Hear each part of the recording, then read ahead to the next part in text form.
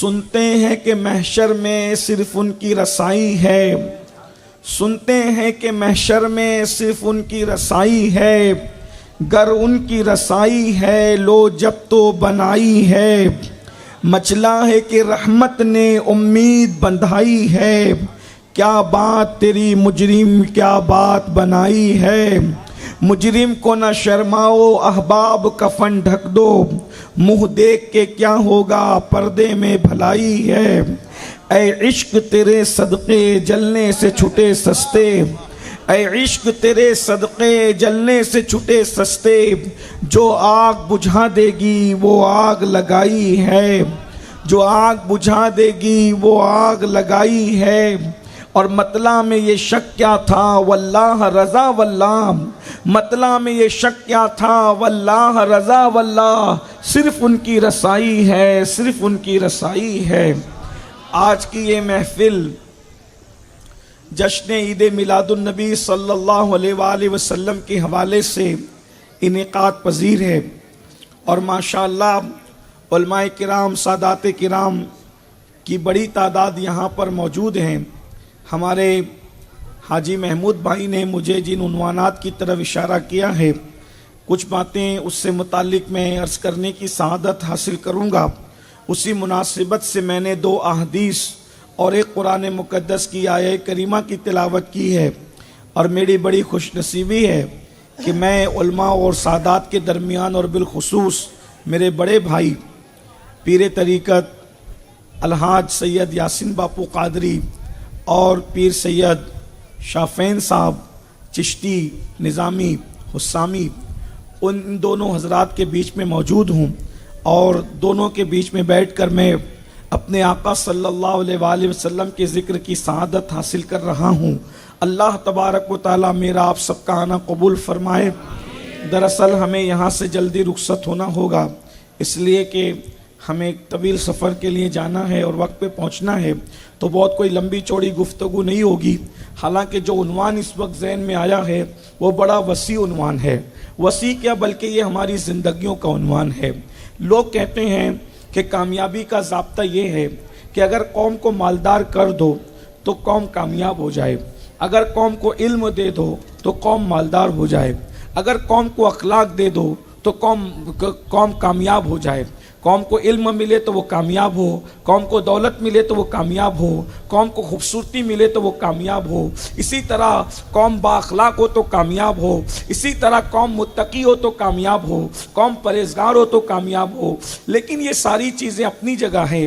میں یہاں پر کسی مفکر سے اختلاف کرنے کی بجائے میں ایک بات یہاں کہنا چاہتا ہوں، اگر ہم اپنی قوم کو کامیاب دیکھنا چاہتے ہیں، انہیں کامیابی سے ہمکنار کرنا چاہتے ہیں، تو انہیں صرف ایک چیز دینی ہوگی۔ اتنی ساری چیزوں پہ محنت کرنے کی بجائے انہیں صرف ایک چیز دینی ہوگی، اور وہ ہے عشق مصطفیٰ صلی اللہ علیہ وآلہ وسلم۔ قوم کو عاشق رسول بنا دو، وہ خود بخود متقی بن جائے گی۔ قوم کو عاشق رسول بنا دو، وہ خود بخود با اخلاق بن جائے گی۔ قوم کو عاشق رسول بنا دو، وہ خود با کردار بن جائے گی۔ قوم کو عاشق رسول بنا دو، وہ خود علم والی بن جائے گی۔ قوم کو عاشق رسول بنا دو، وہ خود حسن والی بن جائے گی۔ عشق مصطفیٰ میں اتنی طاقت ہے، عشق رسول میں اتنی طاقت ہے، اگر پوری زندگی اس پر محنت کی جائے، اللہ کی عزت کی قسم، انسان متقی بنے ضروری نہیں ہے کہ عالم بھی بنے، انسان عالم بنے ضروری نہیں ہے کہ با اخلاق بھی بنے، انسان با اخلاق بنے ضروری نہیں ہے کہ خوبصورت بھی بنے، مگر جب عشق مصطفیٰ آتا ہے تو اخلاق بھی آتے ہیں، کردار بھی آتا ہے، علم بھی آتا ہے، تقوی بھی آتا ہے، پرہیزگاری بھی آتی ہے، اور یاد رکھنا اللہ کی عزت کی قسم، چہرے پہ ایسا نور آتا ہے کہ اس سے چاند بھی شرماتا نظر آتا ہے۔ عشق مصطفیٰ کی طاقت اتنی بڑی طاقت ہے، تم اس طاقت کا اندازہ کرو یا نہ کرو، عشق مصطفیٰ کی طاقت کا اندازہ اپنے نہیں بلکہ غیروں کو ہے۔ دنیا جانتی ہے جس دن یہ خاک مٹی کا ڈھیلا جسے انسان کہتے ہیں، مشک بھر خاک، اگر یہ انسان عاشق رسول بن گیا تو دنیا میں پھر کسی کو پناہ نہیں مل سکتی، اس لیے کہ اللہ اکبر، عشق وہ طاقتور جوہر ہے۔ ہندوستان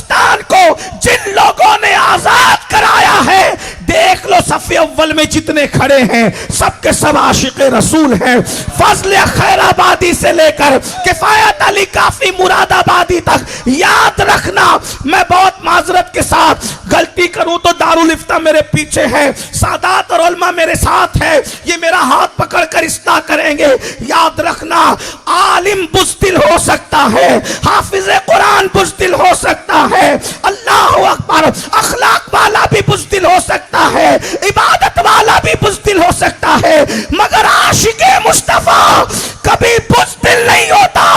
اس لیے کہ جس کو موت کا ڈر نہیں ہوتا وہ سب سے بڑا بہادر ہوتا ہے, اور جسے عشق ہوتا ہے اس کا یہ عقیدہ ہوتا ہے کہ مروں گا تو سرحانے آمنہ کا لال تشریف لائے گا, مروں گا تو قبر میں آمنہ کا لال آئے گا. اسی لیے تو عاشق کو مدینے جانے میں جتنی خوشی ہوتی ہے اس سے زیادہ مر جانے میں ہوتی ہے.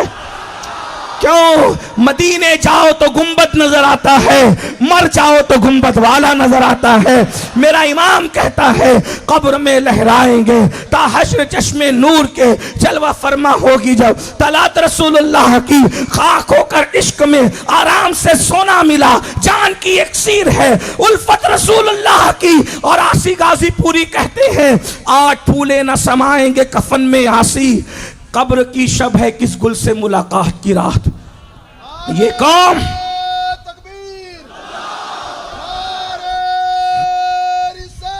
یا رسول اللہ یا علی, یہ قوم بزدل اس لیے ہے کہ یہ عاشق نہیں ہے.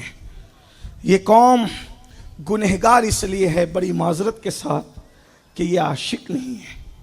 اگر واقعی ان کے سینوں میں عشق ڈال دیا جائے تو ہمارے معاشرے سے گناہ ختم ہو جائے. جس محلے میں عشق ہوگا اس محلے میں شراب کی دکان کبھی نہیں کھل سکتی, اس لیے کہ 2 دکانیں ایک ساتھ کسی عنوان پہ چل ہی نہیں سکتی. یا تو جام چلیں گے شراب کے یا تو جام چلے گا عشق کا. اور ظاہر سی بات ہے شراب ملتی ہے مہنگی اور عشق ملتا ہے بہت سستا. شراب پلانے والے بدمعاش ہوتے ہیں اور عشق کا جام پلانے والے اپنے زمانے کے سید الشرفا ہوتے ہیں. گجرات میں ہو سکتا ہے یہ سید الشرفا کو میں سمجھا نہ سکوں, لیکن اگر اس کو ایک جملے میں کہوں تو شریفوں کا سردار جسے کہتے ہیں نا اسے سید الشرفا کہتے ہیں. جو شریفوں کی امامت کرے اسے سید الشرفا کہتے ہیں. اچھی طرح یاد رکھنا. آج اللہ اکبر میرے جوانوں کے اندر ایک بات کہوں, عشق کتنا پاورفل ہے. ہم عاشقوں کی نقل کر رہے ہیں تو دنیا لرزہ برندام ہے. ہم عاشق بن نہیں پائے جیسے ہونا چاہیے تھا, ہم تو نقل عشق کر رہے ہیں. جب نقل سے یہ ہنگامہ ہے, اگر ہم سچا عشق کرنے لگیں گے تو بات کیا ہوگی.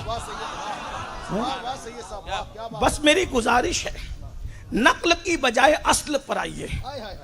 اپنے عشق کی انرجی کو نعروں پر صرف خرچ کرنے کی بجائے عمل کے میدان میں خرچ کیجئے. ہم جذباتی بہت ہیں اور عشق جو ہے وہ جذباتی نہیں ہوتا. عشق کڑوے گھونٹ پینے والا ہوتا ہے. عشق محنت کراتا ہے. کسی بزرگ نے لوح محفوظ کو دیکھا, کسی بزرگ نے لوح محفوظ کو دیکھا تو لوح محفوظ پر محبت لکھی ہوئی تھی اور اسی کے ساتھ محنت لکھی ہوئی تھی.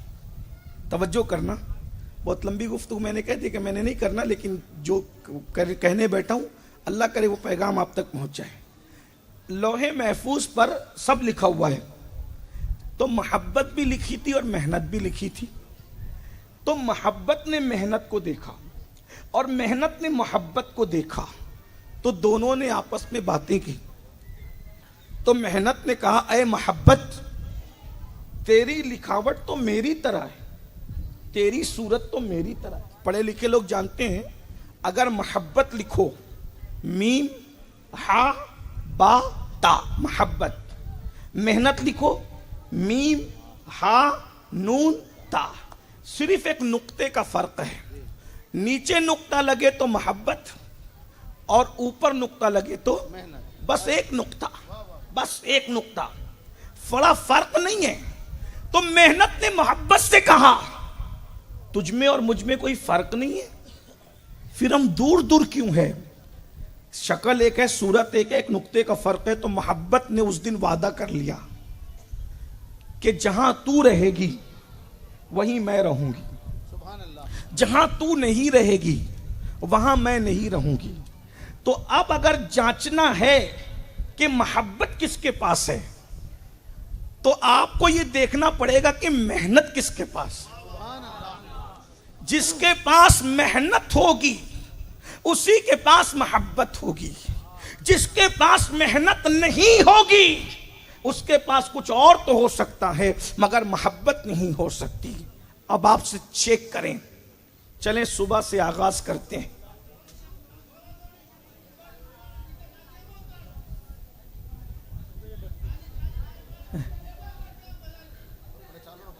درود شریف پڑھ لیں. کیوں کیا نظر؟ اچھا ہاں وہی میں وہ سمجھ رہا ہوں، لیکن کیا ان کو نظر نہیں آ رہا ہوں تو میں ادھر آگے آ کے بیٹھ جاؤں کیا؟ آواز نہیں، وہ لگا دے، اسٹینڈ لگا، وہ آواز نہیں وہاں کے بچے بات کرتے ہیں. اچھا وہ ہاں گفتگو میں میرا خیال چلا جاتا ہے کہ اسٹینڈ لگا دے. درود شریف پڑھنے سے لوگ اصل میں وہ اسٹینڈ بار بار رکوع کر رہا تھا تو پھر میں نے اس لیے اس کو ہاتھ میں لے لیا. ایک بار درود شریف پڑھیں آپ. رب صلی وسلم دائما ابدا علی حبیبک خیر الخلق کل صلاۃ والسلام. سب درود شریف پڑھنے ایک بار. سیدنا مولانا محمد بارک وسلم صلو علیہ صلاۃ وسلام علیک یا رسول اللہ صلی اللہ تعالی وسلم.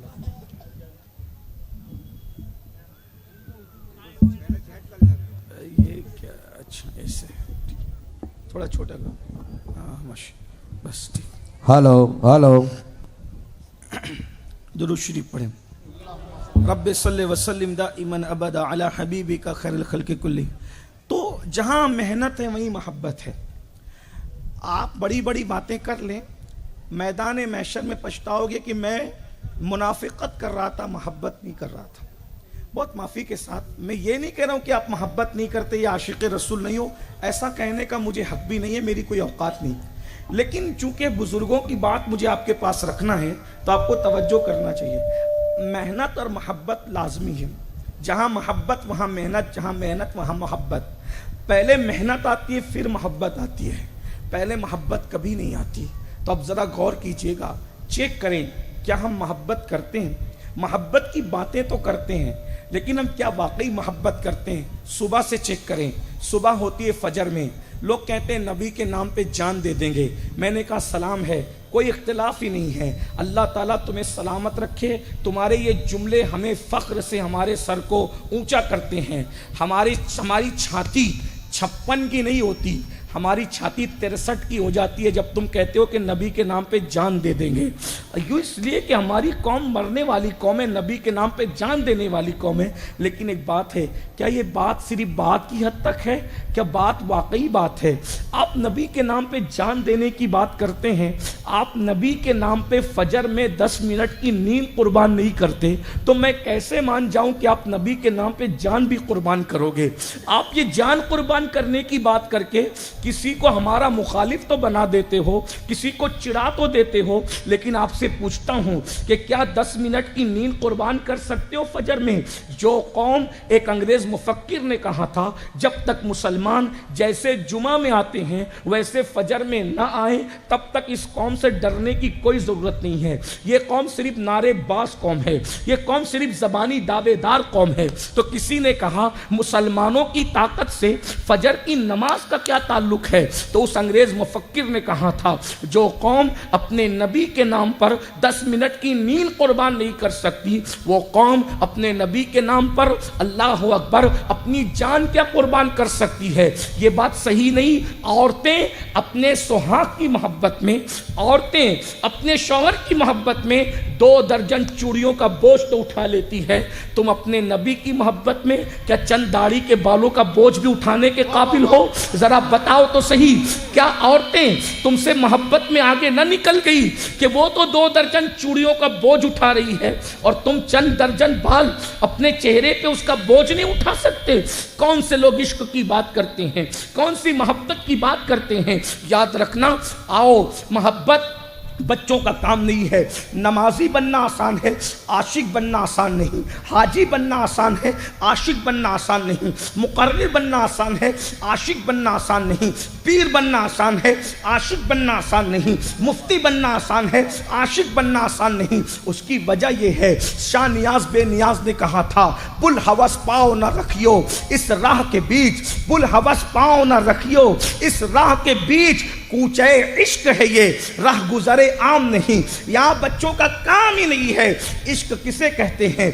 आओ मैं तुम्हें बताऊं, चूंकि आपने पोस्टर में साथ ही साथ मेरे मुर्शिद पीराने पीर, पीरे रोशन ज़मीर, कुतुबुल अक्ताब, गौसुल अगवास, शेखुल शयूख, गयासुल कौनैन, गौसुल आलमीन, सैयदना महबूब सुभानी, शेख अब्दुल कादिर जिलानी रदी अल्लाह ताला की निस्बत भी डाली है। तो एक बात मैं उनके हवाले से पेश कर दूं। इब्तिदाई अय्याम थे, मेरे मुर्शिद के इब्तिदाई अय्याम थे। चंद साल की उम्र थी, नन्हे से बच्चे थे, मदरसे आया जाया करते थे। गैब से एक आवाज़ आती थी, अब्दुल कादिर महबूब बनोगे या इश्क करोगे, महबूब बनोगे या इश्क करोगे? तो गौसे पाक अपनी अम्मी के पास जाते हैं और माँ से पूछते हैं, अम्मी एक सवाल पूछा जा रहा है कि मैं आशिक बनूं या इश्क करूं या आशिक बन जाऊं, इश्क करके आशिक बन जाऊं, या मैं इश्क न करते हुए सिर्फ मकाम महबूबियत ले लूं? क्या जवाब दूं माँ? जरा गौर करें, गौसे आजम की अम्मी कितनी पढ़ी लिखी अम्मी थी, गौसे आजम की अम्मी कितनी मुत्तकी अम्मी थी, गौसे आजम की अम्मी कितनी परहेजगार अम्मी थी कि इतना बड़ा सवाल गौसे पाक किसी मुफ्ती से हल नहीं करा रहे हैं, किसी आलिम से हल नहीं करा रहे हैं, वक्त के किसी शेखुल इस्लाम के पास नहीं जा रहे हैं, अपने घर में माँ से पूछ रहे हैं और माँ जवाब भी दे रही है। जवाब बाद में बताऊंगा, लेकिन पहले यह भी अर्ज करूंगा, आज कौन नहीं चाहता मेरा बच्चा मुत्तकी रहे, मेरा बच्चा परहेजगार रहे? लेकिन एक बात मैं कहकर आगे बढ़ता हूं, जब तक माँ मुत्तकी नहीं होगी तब तक किसी का बच्चा मुत्तकी नहीं हो सकता। माएँ बेपर्दा घूमती रहे, माएँ ब्यूटी पार्लर जाती रहे, माएँ मर्दों से, अजनबी मर्दों से बातें करती रहे, माएँ चौखट पे बैठ करके गलियों का नजारा करती रहे और फिर तसव्वुर करे कि मेरा बच्चा मुत्तकी होगा। आपको मैं बता दूं, गौसे आजम की अम्मी की शान क्या है। अल्लाह अकबर, कमोबेश 56 साल की उम्र के बाद गौसे आजम की अम्मी का निकाह हुआ। 56 साल तक अपने बाप के घर में रही, बगैर बाप की चौखट को फलांग कर कभी आंगन में भी ना गई। जब माँ इतनी मुत्तकी होती है तो बेटा वलियों का सरदार पैदा होता है।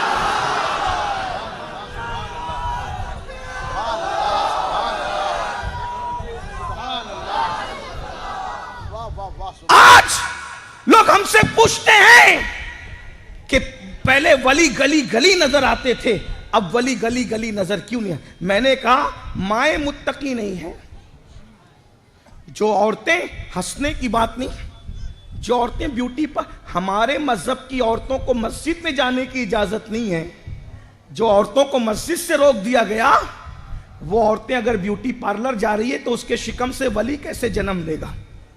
ये जो चोर, उचक्के, डाकू, लुटेरे, शराबी, जानी बच्चे पैदा हो रहे हैं, ये माओं के किरदार की कमी का नतीजा है।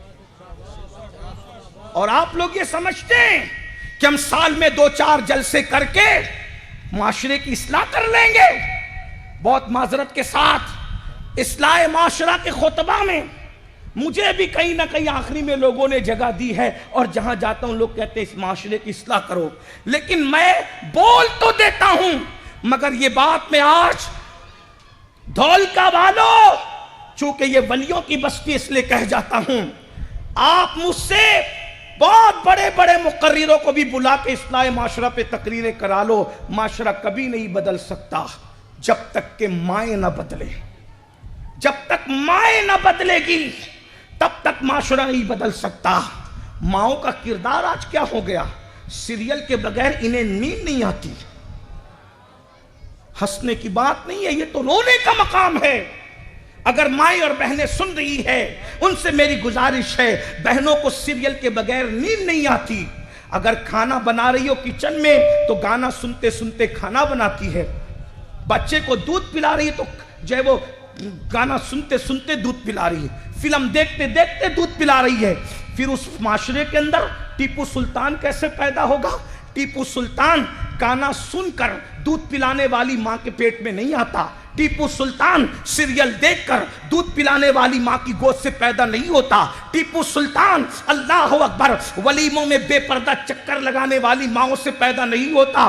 ٹیپو سلطان اللہ اکبر مردوں سے بے حجابانہ بات کرنے والی عورتوں سے پیدا نہیں ہوتا. ایک بات بتاؤں، یہ بھی شان قدرت ہے. ٹیپو سلطان کی ماں کا نام فاطمہ تھا، اس کے باپ کا نام حیدر علی تھا. ذرا غور کریں، اللہ اکبر، یعنی پتہ چلا جب بھی علی و فاطمہ ملتے ہیں تب کوئی بہادر جنم لیتا ہے، چاہے نام کا ہو چاہے کردار کا ہو.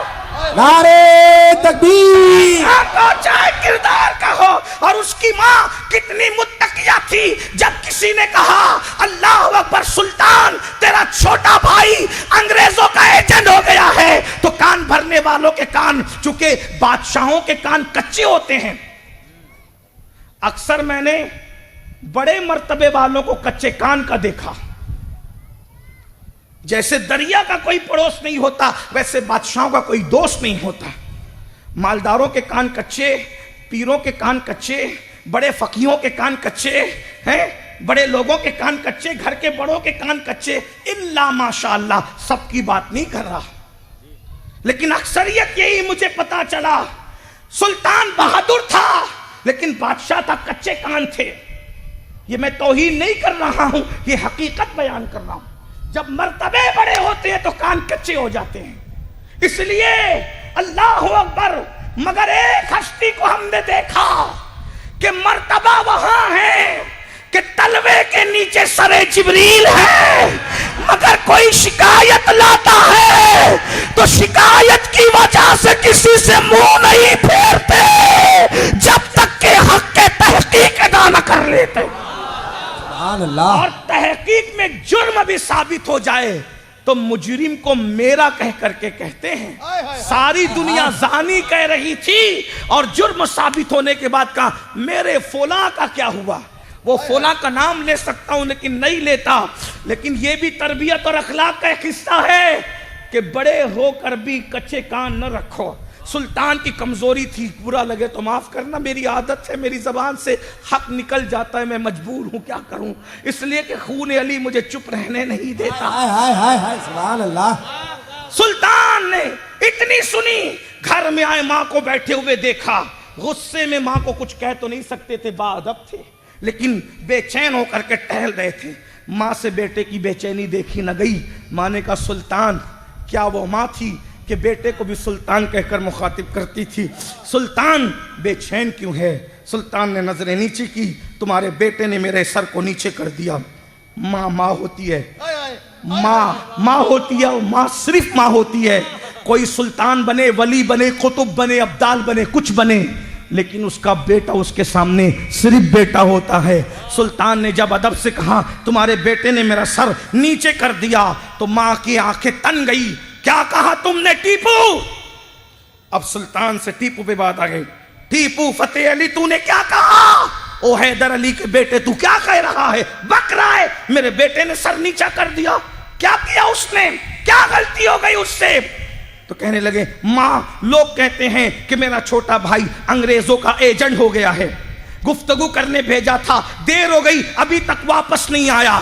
ماں نے کہا خدا کی عزت کی قسم میرا وہ بیٹا نہیں، میرا کوئی بھی بیٹا نہ کبھی ملک کا غدار ہو سکتا ہے، نہ کبھی مذہب کا غدار ہو سکتا ہے۔ لوگ جھوٹے ہیں، تیری ماں سچی ہے سلطان۔ یہ بات ہو ہی رہی تھی کہ بھائی لوٹ کر کے آیا، خوشی کی خبر سنایا، سلطان ماں کے قدموں میں گر کے رو پڑے۔ ماں میں شک میں آ گیا تھا، تو نے اتنے یقین سے کیسے کہا؟ کہا مجھے اپنے آپ پہ نہیں مدینے کی سرکار پہ یقین ہے۔ میں نے جب بھی اپنی اولاد کو دودھ پلایا ہے تو کبھی بے وضو نہیں پلایا، وضو کرتی تھی اور درود پڑھ پڑھ کے دودھ پلاتی تھی۔ یہ درود کی برکت ہے کہ اولاد نہ کبھی ملک کی غدار ہو سکتی ہے، نہ کبھی مذہب کی غدار ہو۔ نعرے تکبیر! آج ماؤں کو ضرورت ہے۔ تم بھی ٹیپو سلطان پیدا کرنا چاہتی ہو تو چھوڑ دو سیریل دیکھ کے دودھ پلانا۔ کیا ملتا ہے سیریلوں میں؟ یہ سیریلوں میں یہی دکھایا جاتا ہے نا۔ ایک بات میں کہہ دوں بہت معافی کے ساتھ کہ شادی شدہ عورت بہت سارے مردوں سے رابطہ کر سکتی ہے، یہی سیریلوں میں دکھا ہے، یہی سیکھنا چاہتے ہو؟ اور مردوں تمہیں شرم نہیں آتی؟ تمہاری بیوی کو سیریل جب یہ فکر دیتے ہیں کہ ایک مرد اگر ہر جگہ منہ مار سکتا ہے تو ایک عورت بھی کئی جگہ منہ مار سکتی ہے، ان سیریلوں کے لیے تم فلمیں ٹی وی گھر میں لاتے ہو، تمہیں شرم نہیں آتی؟ پھر جب بیوی کسی اور کے ساتھ پکڑی جاتی ہے تو خون کے آنسو روتے ہیں۔ قصور کس کا ہے؟ قصور کس کا ہے؟ ہم کوئی بے حیا بات کرنے نہیں بیٹھے، لیکن ڈاکٹر کو یہ حق ہے نہیں کہ وہ اپنی پسند کی دوا دے یا مریض کی پسند کی دوا۔ یہ ابھی حاجی صاحب نے ہماری دعوت کی، انہوں نے ہماری پسند کا کھانا کھلایا، ان کی پسند کا، لیکن میں 8 دن سے ڈاکٹر کے پاس جا رہا ہوں، نہ وہ ظالم میری پسند کی دوا دیتا ہے نہ وہ اس کی پسند کی دیتا ہے۔ کیوں؟ کیونکہ ڈاکٹر اگر مریض کے پسند کی دوا دے گا تو مریض کبھی اچھا ہوگا ہی نہیں۔ ہم لوگ ڈاکٹر ہیں، ڈاکٹر۔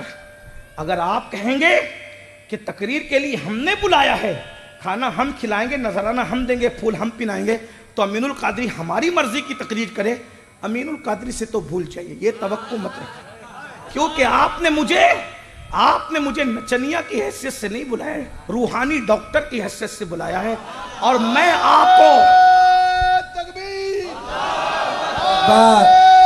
رسالت یا رسول اللہ، نعرہ حیدری، یا پیر سید امین القادری، زندہ باد، پیر سید امین القادری، زندہ باد۔ آپ کہہ دیں یار وہ فلاں صاحب تو کہہ کے کہ سنی جنتی ہے اور یہ صرف ڈرا کے جاتا ہے۔ میں نے کہا وہ صاحب جو کہتے ہیں اس کے ذمہ دار وہ ہیں، لیکن میں روحانی ڈاکٹر کے طور، اگرچہ میں نہیں ہوں روحانی ڈاکٹر، لیکن آپ نے بلایا روحانی ڈاکٹر کی حیثیت سے ہے، تو میں جو جرم دیکھوں گا روحانیت کے حوالے سے اس کا آپریشن بھی کروں گا، اس کا انجیکشن بھی لگاؤں گا اور اس کی دوا بھی دوں گا جہاں جیسی ضرورت ہو۔ آج کیا شادی شدہ عورتوں کی کمپلین نہیں آ رہی ہے اس ملک میں؟ 4 بچوں کو چھوڑ کے ماں بھاگ رہی ہے۔ کون آیا تھا ٹریننگ دینے؟ یہ سیریل، کوئی نہیں آیا تھا ٹریننگ دینے، ان سیریلوں نے گندگی کی۔ اور ہمارے معاشرے میں زنا کی، بدکاری کی بڑھنے کی سب سے بڑی وجہ بے پردگی ہے، اور عورتیں نہ پردے میں آنے کو تیار ہے اور نہ آپ لوگ عورتوں کو پردے میں رکھنے کے لیے تیار ہیں۔ میں ہندوستان بھر میں جاتا ہوں، لوگ اپنی عورتوں کو ہمارے سامنے بے پردہ لا کے کھڑا کر کے کہتے ہیں بابا سر پہ ہاتھ رکھ کے دعا دے دو، آنکھیں بند کر کے کہتے ہیں یہ کیا ہے؟ ارے دعا دینے کے لیے سر پہ ہاتھ رکھنا ضروری نہیں ہے، واہ واہ واہ واہ، میں کمرے میں بیٹھ کے دعا دے دوں گا۔ کہا وہ فلاں نے دی تھی، میں نے کہا وہ فلاں جانے، تیرے لیے بھی شریعت ضروری ہے، میرے لیے بھی شریعت ضروری ہے۔ تو کہا یار سید تو باپ کی طرح ہوتا ہے، پیر تو باپ کی طرح ہوتا ہے۔ میں نے کہا باپ کی طرح ہوتا ہے، رسول پاک سے بڑھ کر باپ کون تھا؟ پیر باپ کی طرح ہے، لیکن رسول اللہ تو اس امت کے روحانی باپ ہیں، امت کے نہیں بلکہ وہ آدم کے بھی روحانی باپ ہیں۔ وہ حوا کے بھی روحانی باپ ہیں. میرے امام اہل سنت کہتے ہیں ان کی نبوت ان کی ابوت ہے سب کو عام. شعر کی تشریح کرنے کا وقت نہیں ہے لیکن کہتا ہوں ان کی نبوت ان کی ابوت ہے سب کو عام. حوا عروس کس کی؟ انہی کے پسر کی ہے. ظاہر میں میرے پھول حقیقت میں میرے نخل. اس گل کی یاد میں یہ صدا بل بشر کی ہے. وہ سب کے روحانی باپ ہے. آدم سب کے جسمانی باپ ہے. میرے نبی سب کے روحانی باپ ہے. لیکن صحابیات حضور کے سامنے آتی تھی تو با پردہ آتی. بے شک. جب نبی کے سامنے پردہ فرض ہے تو پیر کے سامنے، امام کے سامنے، پڑوسی کے سامنے ہیں. لوگ کہتے ہیں یہ گلی کی جو بھابی بن جاتی ہے نا، پورے گلی کی بھابی، یہ بڑی خطرناک ہے. آپ کے یہاں ایسا ہے کہ نہیں ہے لیکن اکثر جگہ ہے. یہ جو گلی کی بھابی ہوتی ہے محلے کی، وہ سب کے منہ لگی رہتی ہے. اور یہ تو میرا دیور ہے، یہ تو میرا بھائی ہے. ارے ظالم، جب سگے دیور سے پردہ فرض ہے تو گلی کے منہ بولے دیوروں کی کیا حیثیت ہے؟ اگر آپ نے مجھے بلایا ہے تو کڑوا ہی سننے کے لیے، اگر سن سکتے ہو تو بلاؤ، ورنہ کوئی بات نہیں. دھولکا والو، یہ تمہاری ہماری آخری ملاقات ہے. ہنسنے کی بات نہیں ہے. بہت خوب بہت خوب. جب سگا چچا زاد بھائی سے پردہ کرنا فرض ہے، سگے چچا زاد بھائی سے پردہ سگے مامو زاد بھائی سے پردہ فرض ہے، سگے خالہ زاد بھائی سے پردہ کرنا فرض ہے، سگے بہن بھائی سے پردہ کرنا فرض ہے. آپ مجھے بتائیں، حضرت عثمان غنی سیدہ فاطمہ کے سگے بہن بھائی تھے، اور ایک بار نہیں 2 بار بہن بھائی بنے تھے عثمان غنی. اور پھر رسول اللہ نے یہ کہا اگر میرے گھر میں 100 بیٹیاں ہوتی اور ایک کے بعد ایک انتقال کرتی جاتی تو میں ایک کے بعد ایک عثمان غنی کے نکاح میں دیتا چلا جاتا. سبحان اللہ. جو 2 بار بہن بھائی بنا وہ عثمان غنی، میں چیلنج سے کہتا ہوں ایک ملاقات عثمان غنی اور سیدہ فاطمہ کی ثابت کر دو. حق ہے، حق ہے، حق، بالکل حق. ایک ملاقات ثابت. یہاں تو مہندی لگانے سالیاں چلی، یہاں تو ہلدی لگانے سالیاں چلی، یہاں تو انگلی پکڑنے، اور کہتے سالی بہن بھائی کا رشتہ مذاق کا رشتہ ہوتا ہے. میں نے کہا جو 2 بار سالی بنی ہے، میں کہتا ہوں کیا میرا عثمان غنی ہے؟ ہاں سبحان اللہ. ارے شان عثمان غنی کو اندازہ کر لو، جس کا 2 بار سسر محمد الرسول اللہ بنتا ہے، 2 بار علی جس کا ساڑو بنتا ہے، اور فاطمہ الزہرا 2 بار جس کی سالی بنتی ہے، اس کو عثمان غنی کہا جاتا ہے. اور اہل سنت کا امام یوں گنگناتا ہے کہ نور کی سرکار سے پایا دوشالہ نور کا. سبحان اللہ سبحان یہ اللہ. شان عثمان غنی ہے. یار لوگوں کو عثمان ہضم نہیں ہوتا. وہ جنتی تھے، میں نے کہا جنت سے بڑی چیز نبی نے ان کو دے رکھی تھی. حق ہے، حق. جس کے نکاح میں 2 بیٹیاں ہو، کروڑوں حوریں جسے رشک کی نظر سے دیکھتی ہے، وہ نبی کی شہزادی رقیہ اور ام کلثوم ہے. سبحان اللہ. نبی نے 2 دیا نا. ذرا اس کو بھی سن لیں. آج کل یہ باتیں ہو رہی ہے کہ عثمان غنی مسلمان تھے کہ نہیں. بڑے محقق آ گئے تم. ابو بکر مسلمان تھے کہ نہیں، عمر تھے کہ نہیں، عثمان تھے کہ نہیں. میں نے کہا تجھے جمعہ کی 2 رکعت پڑھنے کی اوقات نہیں، تو ان کے ایمان کو گنتا ہے. جن کو ہر صحابی نبی، ہر صحابی نبی جنتی. ارے 4 نبی. جن کو ماننے کا نام ایمان ہے، جملہ یاد کر لو، جن کو ماننے کا نام ایمان ہے، تم ان کے مومن ہونے پہ تحقیق کر رہے ہو. صدیق و فاروق عثمان و حیدر کو ماننے کا نام ایمان ہے. اور رہی بات عثمان غنی کی، تو مجھے یہاں ایک واقعہ یاد آ گیا. یہ یوٹیوب کے نابالغ محققوں پہ جو ہمارے چھوکرے پھسل رہے نا آج کل، اور صحابہ کو مشکوک نظر سے دیکھتے ہیں، کہتے ہیں ہم تو اہل بیت والے ہیں. میں نے کہا میں ہم سے بڑا اہل بیت، سیدوں سے بڑا اہل بیت والا کون ہوگا؟ ہم کبھی فخر نہیں کرتے نسب پر، ہاں نہیں کرتے نسب پہ فخر، لیکن اتنا ضرور کہتے ہیں جتنا علی مرتضیٰ کو اور سیدہ کو سید چاہیں گے اپنے ماں باپ کو کوئی اور چاہے گا؟ ہم کوئی فخر کی بات نہیں کرتے. جب ہم نے یہ بات کی تو ایک رافضی نے کہا کہ تم لوگ بھی سید ہو. سید تو صرف ہمارے یہاں. میں نے کہا جب غوث اعظم اور غریب نواز جیسے سید ہمارے پاس ہیں تو یعنی پیور مال تو اہل سنت میں ہی ہے. سبحان اللہ. نہ ناسبیوں کے پاس ہے نہ رافضیوں کے پاس ہے. ایک بات اور سنیوں کو کہہ دوں, یہ جو رافضیوں پہ اچھل کود کرتے ہو نا, رافضی نہ غوث پاک کو مانتے ہیں نہ غریب نواز کو مانتے ہیں. وہاں صرف صحابہ کرام کا معاملہ نہیں ہے. صحابہ تو پھر صحابہ ہیں, وہ صحابہ کے گستاخ ہیں, لیکن وہ غوث پاک کو بھی کہتے ہیں کہ وہ سید نہیں ہے. وہ غوث پاک کو بھی سید نہیں مانتے. اور تم قادری ہو کہ ان پہ پھسلتے ہو. وہ محبوب الہی پہ لعنت کرتے ہیں اور تم چشتی ہو کہ ان پہ پھسلتے ہو. اور محبوب الہی پہ لعنت کیوں کرتے ہیں پتہ ہے؟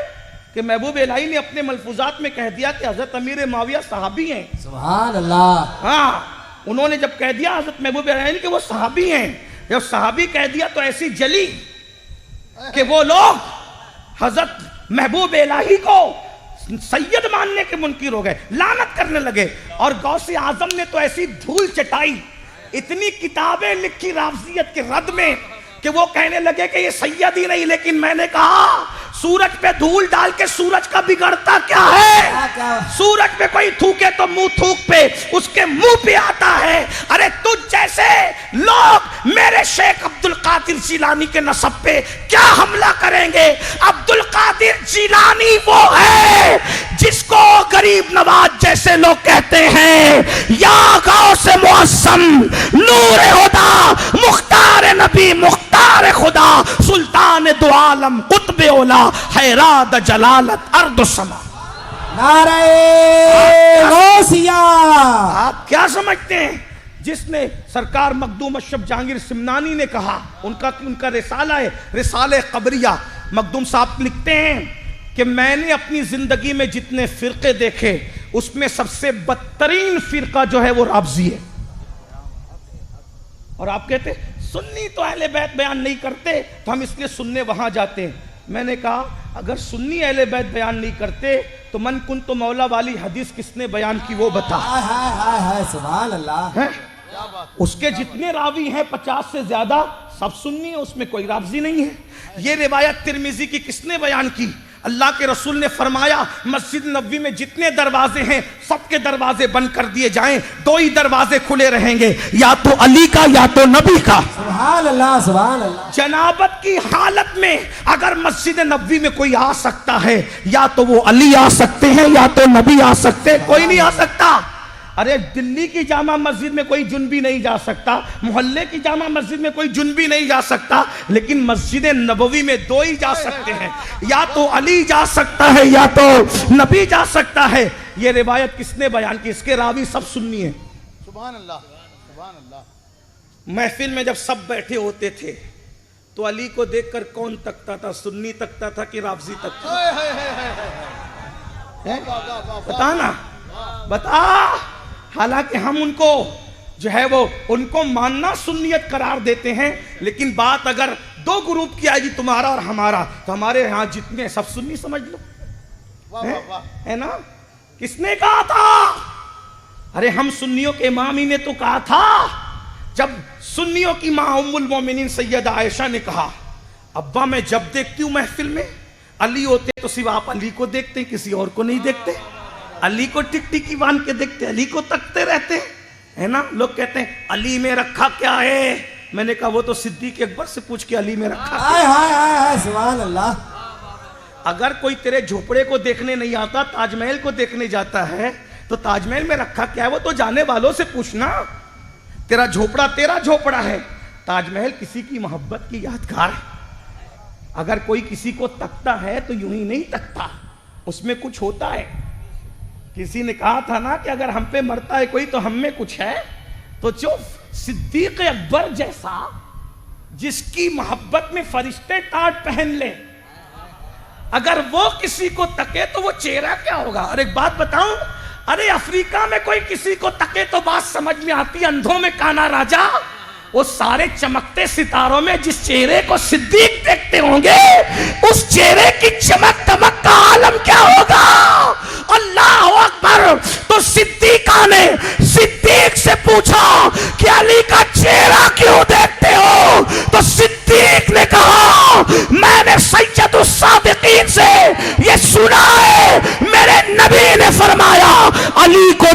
इबादत है। नारे हैदरी।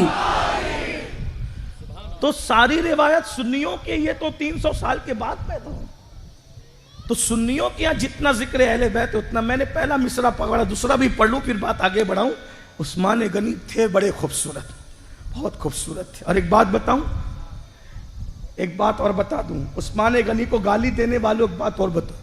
उस्मान गनी एक रिश्ते से हुजूर अलैहिस्सलात व तस्लीम के मामू लगते हैं, आपको नहीं पता है? हाँ, ये रसूलुल्लाह की अम्मी जान के चचा के बेटों में आते हैं। हाँ, ये बड़ा रिश्ता है, बड़ा रिश्ता है, कभी मैं इसकी तशरीह करूंगा। हाँ, उस्मान गनी कोई मामूली आदमी नहीं है। आप क्या समझते हो उस्मान गनी को? बहुत खूबसूरत थे। एक दिन रसूलुल्लाह ने उनको कुछ सामान दिया, सामान, बोले ये उस्मान के घर दे के आओ। उस वक्त हजरत रुकैया और उस्मान बैठे हुए थे। हजरत अनस छोटे से बच्चे थे और अभी पर्दे का हुक्म नहीं आया था, वरना अभी मैंने पर्दे पे बात की ना, अभी वो छोटे थे, 8-10 साल की उनकी उम्र थी, पर्दे का हुक्म भी नहीं आया था। यानी रसूलुल्लाह की एहतियात देखे, पर्दे के हुक्म से पहले भी कोई चीज़ अगर किसी के हाथों घर में भेजनी हो तो नाबालिग बच्चों के हाथों से भेजा करते थे। ये हुजूर की एहतियात थी, हैं? हाँ, और आजकल बेटियों को भेज रहे हैं अकेले, पिकनिक पे जाओ, बालिग बेटियों को, बालिग बेटियां पिकनिक पे जा रही। मेरे भाई अल्लाह से डरो, खुदा के लिए माशरा बर्बाद मत करो, अपने हाथों से अपने पैरों पे कुड़ाड़ी मत मारो, किसी पे एतमाद करने की जरूरत नहीं है। मैं बेटी के मामले में अगर अपने आप पे भी एतमाद कर रहा हूं तो जहर कातिल है। उसकी वजह क्या है सुनो, उसकी वजह यह है कि हम किस पे एतमाद करें जब यूसुफ अलैहिस्सलाम जैसी हस्ती कहती है कि मुझे अपने नफ्स पे एतमाद नहीं है, मासूम अपने नफ्स पे एतमाद नहीं करता, मुजरिम अपने नफ्स पे एतमाद कब से करने लगे। इसलिए अल्लाह के बंदो, अल्लाह से डरो, अपनी बेटियों की इज्जत की हिफाजत करो। तो बहरहाल सैयदना उस्मान गनी ज़ुन्नूरैन रदी अल्लाह तबारक व तआला अन्हु को के पास अल्लाह के रसूल ने हज़रत अनस को सामान देख कर लेकर के भेजा। बहुत देर से उस अनस आए तो सरकार ने फरमाया, अनस तू कहाँ रह गया था? कि या रसूल अल्लाह, जब मैं सामान देने गया तो हजरत रुकैया और उस्मान गनी दोनों एक साथ बैठकर बातें कर रहे थे, तो मैं दोनों को देखने लगा, मैं दोनों को देखने लगा, उसी में देर हो गई। तो आका ने मुस्कुरा के क्या कहा पता है? जमीन के ऊपर बीवी और मियाँ अगर सबसे ज्यादा कोई दोनों खूबसूरत एक साथ मिले हैं तो वो रुकैया और उस्मान गनी है, उससे खूबसूरत जोड़ा कोई नहीं है। उस उस्मान गनी के बारे में कहते हैं उन्होंने तो हक तलब कर लिया था। ये बला इमाम आजम के दौर में भी चली। इमाम आजम के दौर के रावजियों ने उस्मान गनी के बारे में हवा उड़ाई, वो तो यहूदी थे, वो तो यहूदी थे, वो तो यहूदी थे।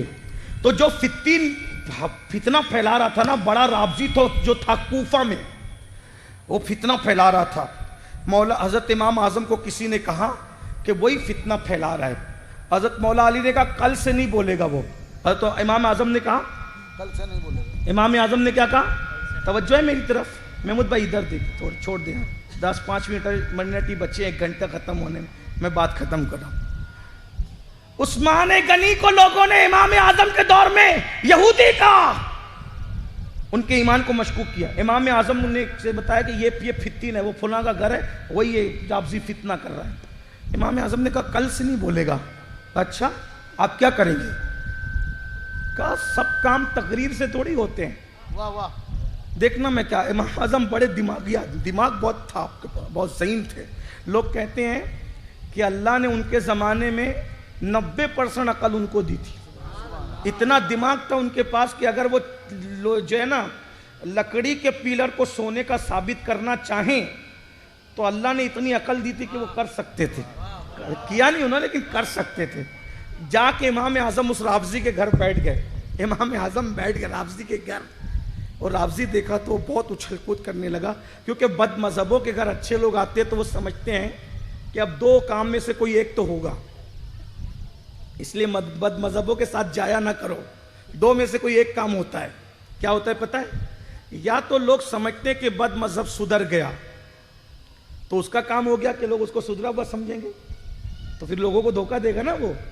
या फिर ये होगा کہ ہمارا امام بگڑ گیا تو اس میں بھی نقصان ہوگا. اب ہمارا امام چلا گیا, اماموں کا امام جا کے بیٹھ. لوگوں کو اس زمانے میں اعتماد بہت تھا کیونکہ لوگ فتین نہیں تھے اس دور میں. ہاں, آج کل تو ایسا ہے کہ امام صاحب بیچارے اگر تیزی کے ساتھ چل بھی جائے نا, بولتے امام صاحب تو دوڑ رہے تھے, یہ امامت کے قابل نہیں. میرے ایک عزیز نے مجھ سے فتویٰ پوچھا, مسئلہ پوچھا کہ میری مسجد کا امام جھوٹ بولتا ہے, اس کے پیچھے نماز پڑھوں کہ نہیں پڑھوں. کہ میں مفتی تو نہیں ہوں آج کی تاریخ میں, میں ابھی مفتی نہیں ہوں, لیکن کیونکہ مسئلہ پوچھا تھا کسی ڈیڑھ شانے نے تو جواب بھی تھوڑا اس کو ہوشیاری دینا تھا. بولے میری مسجد کا امام جھوٹ بولتا ہے, نماز پڑھو کہ نہیں. میں کہا اگر میں نہیں بول دوں گا نا, پورے محلے میں جا کے میرے نام سے چلائے گا کہ سید نے منع کیا, اور محلے والے میرے ماننے والے محبت کرنے والے تو بیچارے امام پہ قیامت آئے گی. میں نے کہا اگر امام تجھ سے کم جھوٹ بولتا ہے تو پڑھ لے, اور اگر تجھ سے زیادہ جھوٹ بولتا ہے تو پھر بتانا, پھر آگے کا جواب بعد میں دوں گا. تو چلا گیا. تو یہ لوگوں کا حال ہوتا ہے, خود کی حیثیت کچھ اور ہوتی ہے, باتیں بڑی بڑی کرتے ہیں. تو امام اعظم ابو حنیفہ وہاں پہنچے. پہنچنے کے بعد آپ جب اس نے دیکھا تو وہ آیا, اے سرکار آپ آئے. بولے ہم تو آئے بڑا کام لے کے. کہا کیا؟ بولے تمہاری بیٹی پہ رشتہ لے کر آئے. امام اعظم رشتہ لے کر آئے. رشتہ؟ ہاں. لڑکا عالم دین ہے, میرا بہت بڑا آدمی ہے, حافظ ہے, مفتی ہے, فقیہ ہے, کروڑ پتی ہے, دولت مند ہے, یہ وہ ہے, جتنی خوبصورت ہے, یعنی جتنی تعریف ہو سکتی تھی میں نے تو آج کے زمانے کے حساب سے کہی. امام اعظم نے بہت بڑی بات کہی, اس کی رال ٹپکنے لگی, کیا داماد مل رہا ہے, کیا داماد مل رہا ہے نا. جب ایسا داماد امام اعظم کے ذریعے ملے تو کہا سرکار ایسا ہے, یہاں خوبصورت بھی بہت ہے, بولو کیا کہتے ہو. تو اس نے کہا آپ رشتہ لائیں اور اتنی خوبیاں ہوں, منع کون کرے بھائی, بن دیکھے بسم اللہ. ہاں. بولے ایک اس میں عیب ہے, وہ بھی بتا دوں تاکہ تم پھنس نہ جاؤ. بولے عیب کیا ہے؟ بولے عیب یہ ہے کہ وہ یہودی ہے.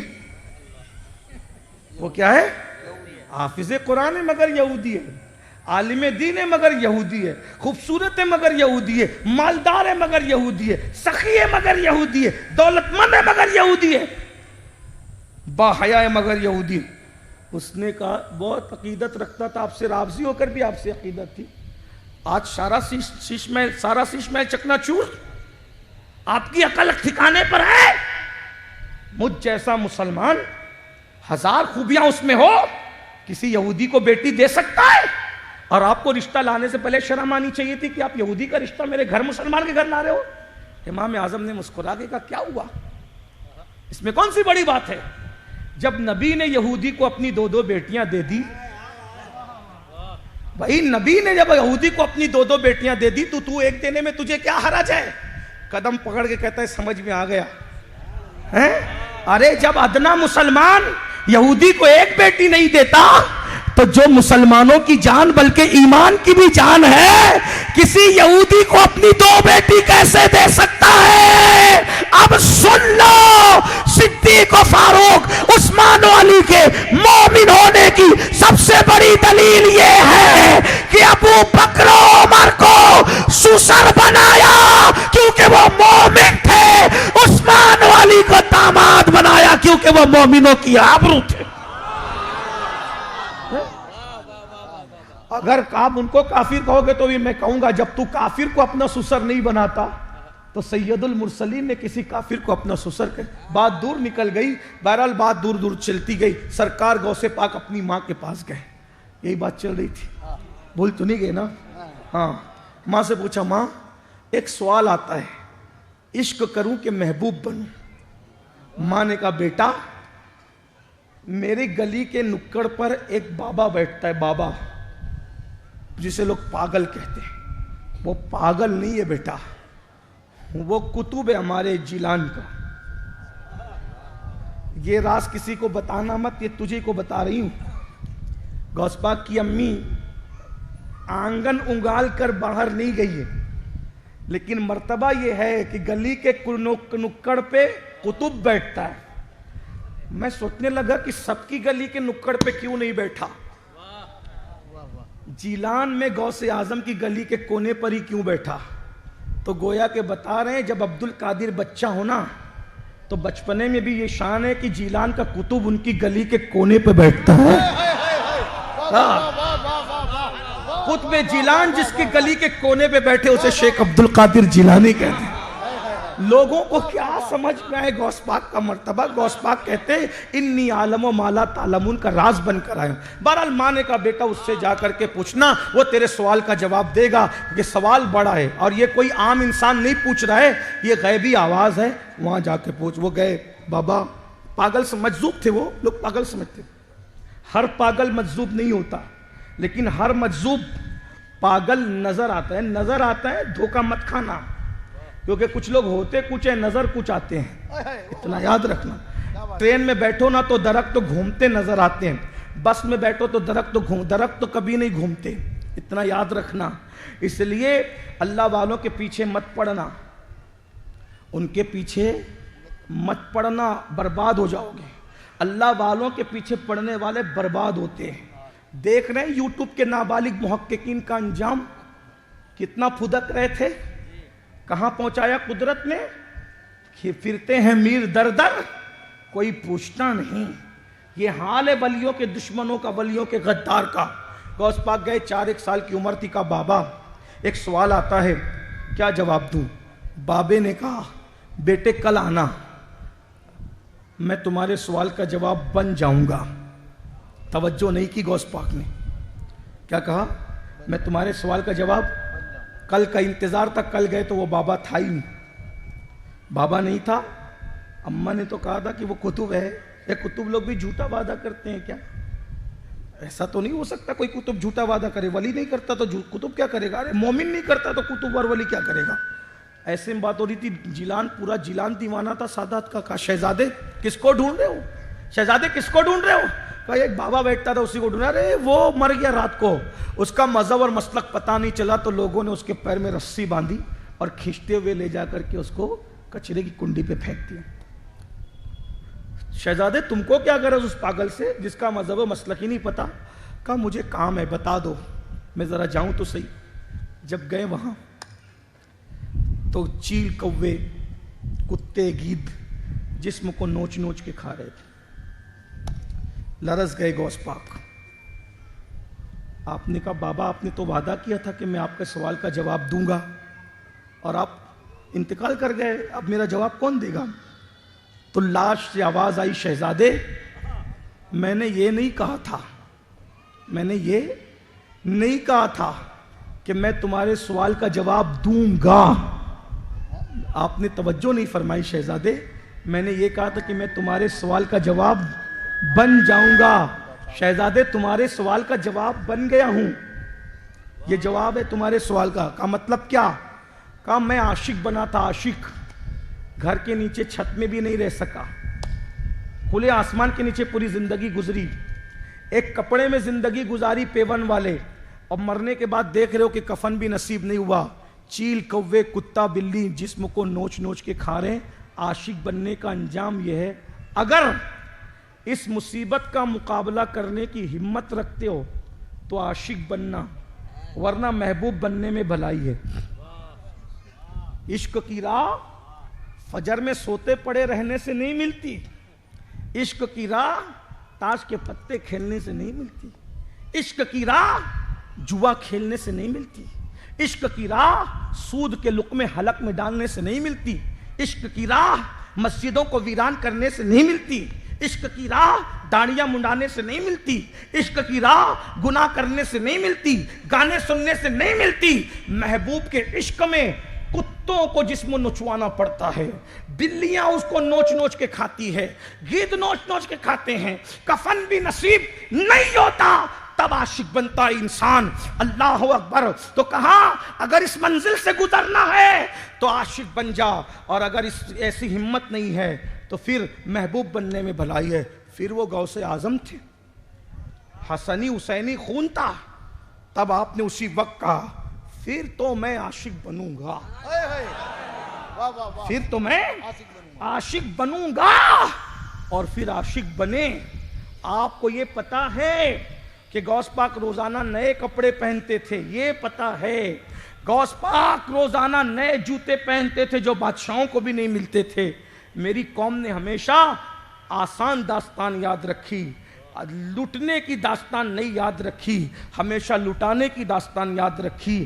آپ کیا سمجھتے ہیں یہ کپڑے روزانہ نئے ہمیشہ نہیں تھے، یہ آخری عمر کا معمول تھا۔ جوانی کیسے گزری؟ غوث اعظم نے زندگی کے 35 سال بغداد کے جنگلوں میں ایک لنگی پر زندگی گزاری۔ 35 سال تک کے جسم میں پیر کی جوتیاں نہیں تھی، چپل نہیں تھے، اوپر کا کرتا نہیں تھا۔ غوث پاک بغیر کرتے کے 35 سال تک جنگلوں میں عبادت کرتے رہے۔ بھوک کی وجہ سے کھانا نہیں ملتا، بے ہوش ہو کے زمین پہ گر جاتے، بے ہوش ہو کے زمین پہ گر جاتے۔ لکڑہارے اور چرواہے آپ کو مردہ سمجھ کر لے جاتے اور لاوارث میتوں کی جگہ رکھ دیتے، اور جب آپ کو نہلانے کے لیے گرم پانی ڈالا جاتا تو غوث پاک آنکھیں کھول کے چلاتے اور کہتے کیا کر رہے ہو؟ تو لوگ کہتے اے لاوارث میت تو زندہ کیسے ہو گئی؟ مستانہ نعرہ مارتے پھر چلے جاتے۔ حضور غوث پاک فرماتے ہیں اللہ رسول کی محبت میں، عشق مولا میں نے وہ مجاہدے کیے، وہ تکلیفیں اٹھائی، اگر پہاڑوں پہ ڈال دیے جائیں تو پہاڑ ریزہ ریزہ ہو جائیں، پہاڑ پگھل جائے۔ اور پھر بعد میں غوث اعظم نے 40 سال تک کے جاگا رت جگہ کیا، اور عشاء کے وضو سے روزانہ عشاء میں وضو کرتے، اسی میں فجر کی نماز پڑھتے، تب غوث اعظم کو مقام عشق نصیب ہوا۔ اور یہاں لڈو لڈو کہنے سے منہ میٹھا ہو جائے گا؟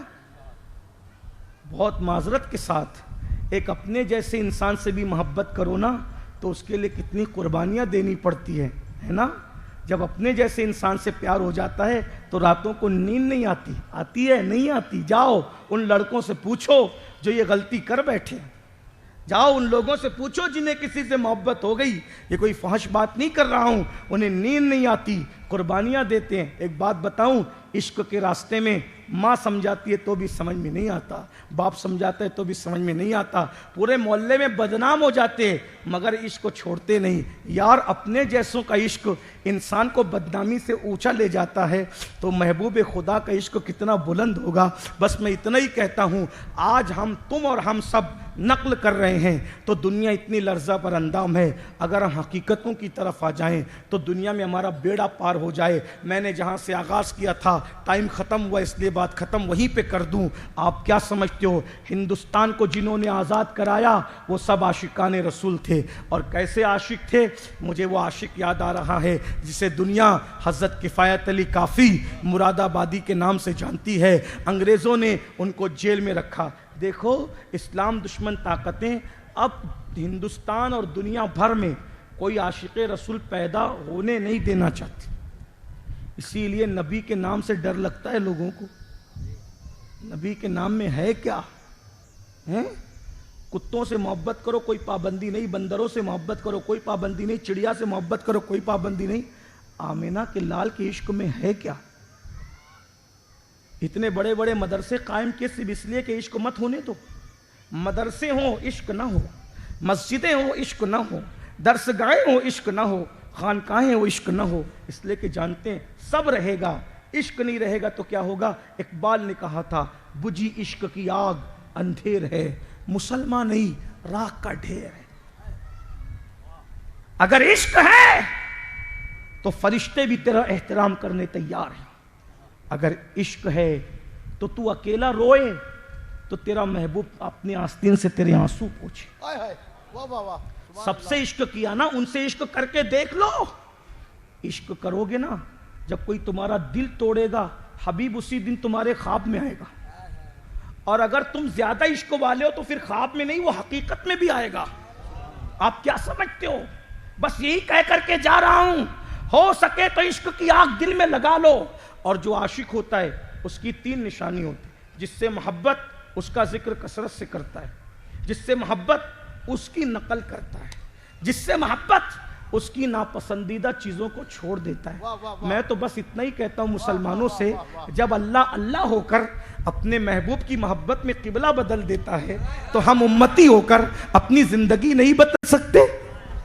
ایک بات بتاؤں، توجہ کریں، جس دن اللہ نے قبلے کو کعبہ بنایا، توجہ، جس دن اللہ نے کعبے کو قبلہ بنایا، اس دن مسجد اقصی جیسی چیز کعبے کے پاس نہیں تھی. علماء کی بہت توجہ، اگر مجھ سے غلطی ہو میری اصلاح کریں، سادات کی بھی.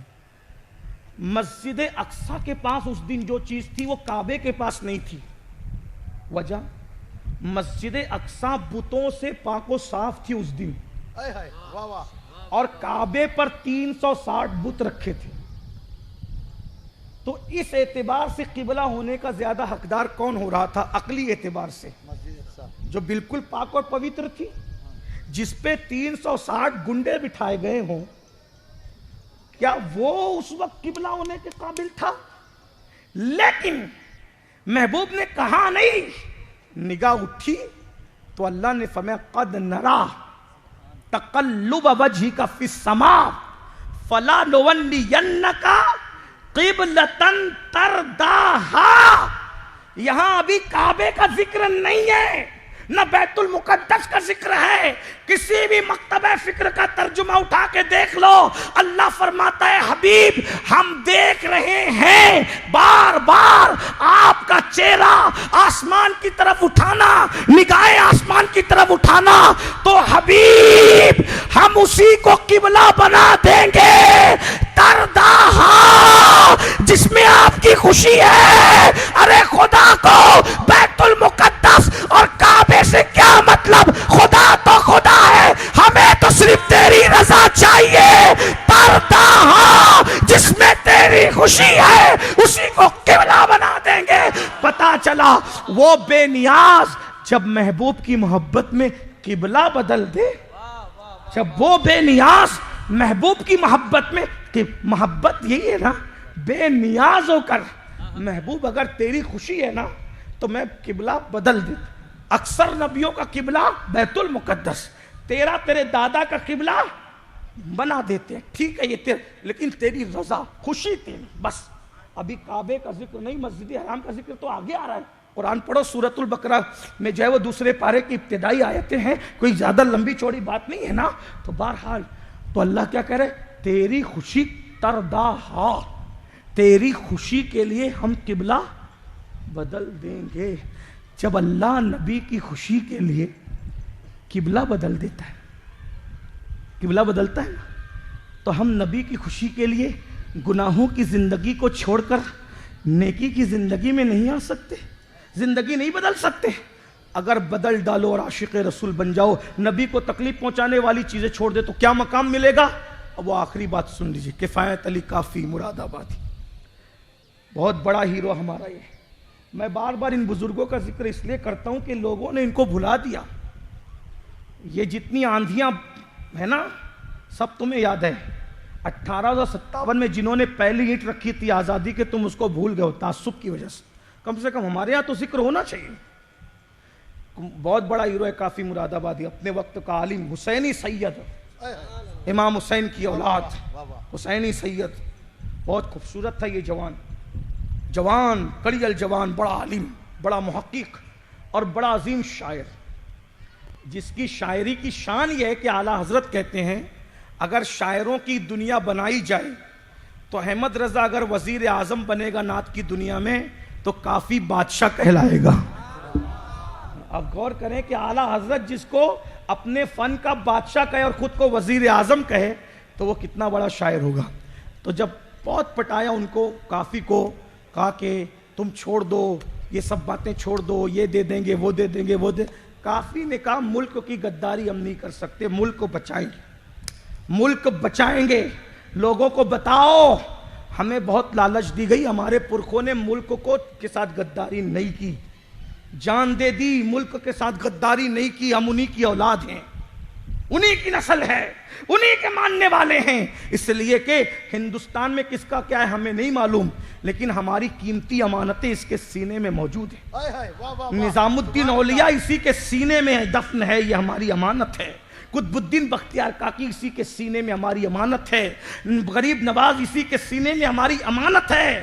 شاہ برکت اللہ مخدوم اشرف اس کے سینے میں ہماری امانت ہے.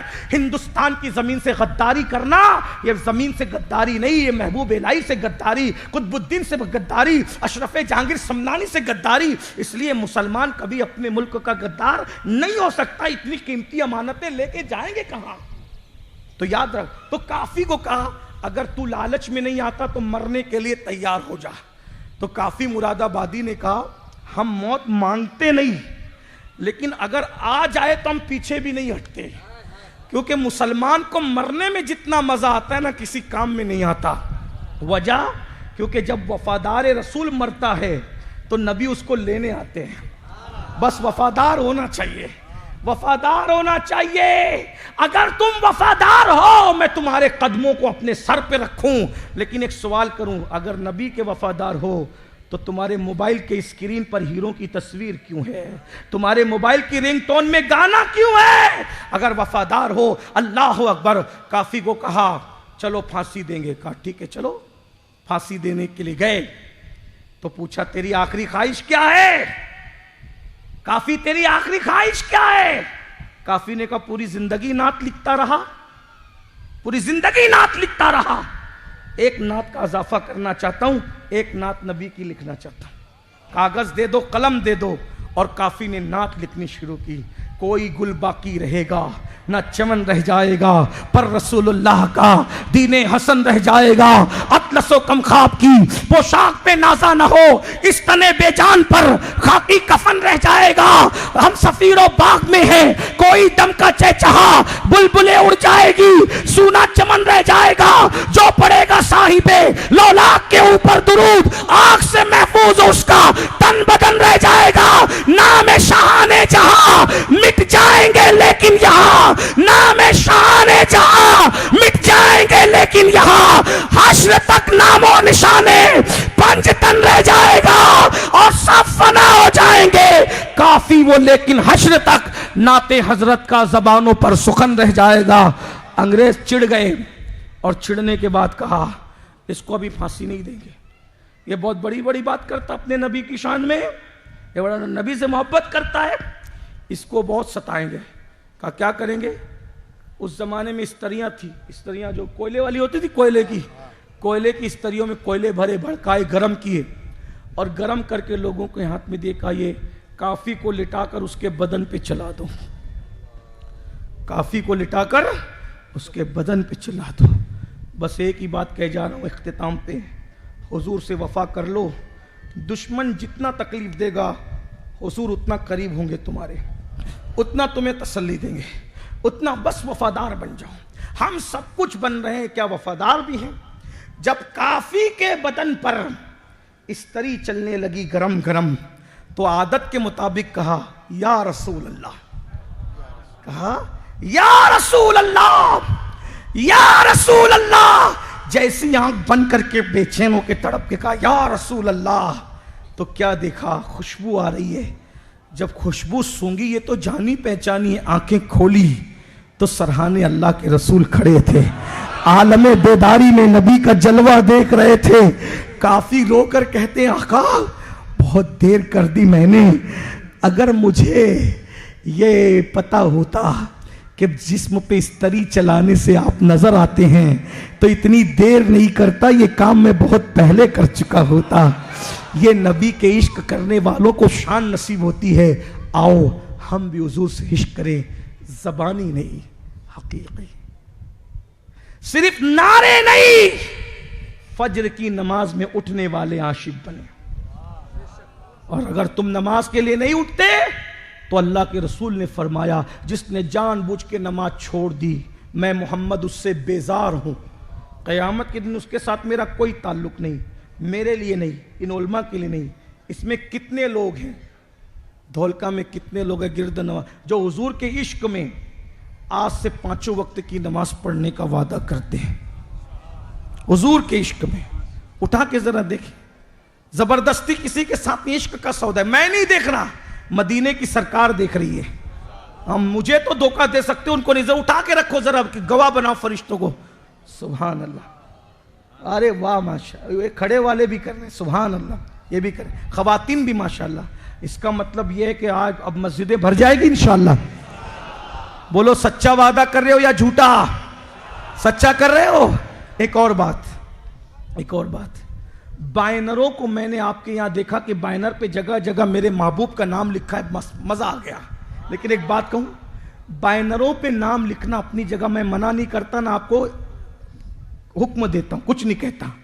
ایک بات کہتا ہوں آپ سے، ایک گفتگو کرتا ہوں. بائنروں پہ حضور کا نام لکھنے کے ساتھ کیا ہم دل پر اپنے نبی کا عشق لکھ سکتے ہیں؟ اپنے نبی کا نام لکھ سکتے ہیں؟ بولو لکھ سکتے ہیں. میرے اعلیٰ حضرت کہا کرتے تھے کہ فقیر کے دل کا حال آج کل یہ ہو گیا ہے کہ اگر میرا دل چیرو گے تو ایک پر لا الہ الا اللہ لکھا ہوگا، دوسرے پہ محمد الرسول اللہ لکھا ہوگا. میرے بھائی جب تک گانا سنو گے دل پر نام محمد نہیں آئے گا، جب تک کہ گندی پکچریں دیکھو گے دل پہ نام محمد نہیں آئے گا، جب تک عورتوں کو پاپ کی نظر سے دیکھو گے دل پہ نام محمد نہیں آئے گا. تو دل پہ لکھو. جب دل پہ لکھو گے تو کیا ہوگا؟ آنکھوں کا تارا نام محمد، دل کا اجالا نام محمد، صلی اللہ کا سہرا سجا کر دولہا بنایا نام محمد، پڑھتی درودے دوڑے کی ہورے لاشا جو لے گا نام محمد، رکھو لحد میں جس دن عزیزو پڑھ کر سنانا نام محمد. آنکھوں میں آ کے دل میں سما کے رنگت رچا جا نام محمد. اور پوچھے گا مولا لایا ہے کیا کیا، پوچھے گا مولا مجھ سے، پوچھے گا مولا لایا ہے کیا کیا، پوچھے گا مولا لایا ہے کیا کیا. میں یہ کہوں گا نام محمد اپنے جمیلے رضوی کے دل میں آجا سما جا نام محمد. اللہ ہم سب کو سچا عاشق رسول بنائے. استغفر اللہ ربی وما علینا الا البلاغ. السلام علیکم ورحمۃ اللہ وبرکاتہ.